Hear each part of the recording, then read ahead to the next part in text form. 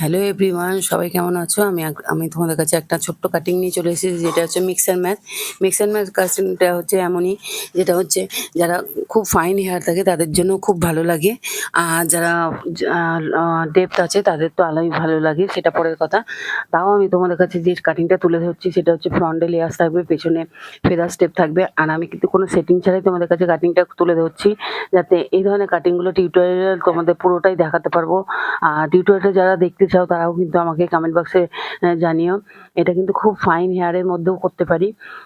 যে কাটিংগুলো কিন্তু ইজি প্রসেসে কাজ করা যায় সেটাই কিন্তু আমি তোমাদের কাছে তুলে ধরছি। আর সেটিং ছাড়াই আমি কিন্তু কাজ করে দেখাই।